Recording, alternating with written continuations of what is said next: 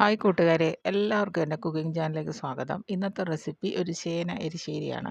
ഏകദേശം 150 ഗ്രാമോളം ചേന എടുത്ത് കഴുകി വൃത്തിയാക്കി കഷ്ണങ്ങളാക്കി ഒന്ന് മൂടി വെച്ചിട്ട് നന്നായിട്ട് വേവിച്ചെടുക്കുക.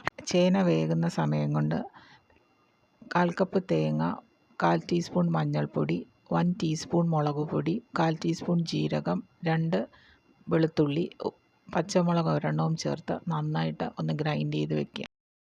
പിന്നെ ചെയ്യേണ്ടത്, ഒരു ചെറിയ പാത്രം അടുപ്പത്തിലേക്ക് വയ്ക്കുക. 1 ടേബിൾ സ്പൂൺ വെളിച്ചെണ്ണ, കടുക്, 5 ചെറിയ ഉള്ളി അരിഞ്ഞത്, 4 ചുവന്ന മുളക്, 1/4 കപ്പ് തേങ്ങയും കറിവേപ്പിലയും ചേർത്ത് നന്നായിട്ട് ഒന്ന് മൂപ്പിച്ച് മാറ്റി വയ്ക്കുക.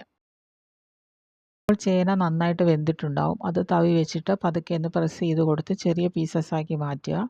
പിന്നെ ചെയ്യേണ്ടത്, ഇതിലേക്ക് തന്നെ ഗ്രൈൻഡ് ചെയ്ത് വെച്ചിരിക്കുന്ന തേങ്ങയുടെ കൂട്ട് ചേർത്ത് കൊടുത്തിട്ട് ആവശ്യത്തിന് വെള്ളം വേണമെങ്കിൽ ചേർത്ത് കൊടുക്കുക. അതുപോലെ ആവശ്യത്തിന് ഉപ്പും ചേർത്ത് മൂടി വെച്ചിട്ട് ലോ ഫ്ലെയിമിൽ ഒന്ന് തിളപ്പിച്ചെടുക്കുക.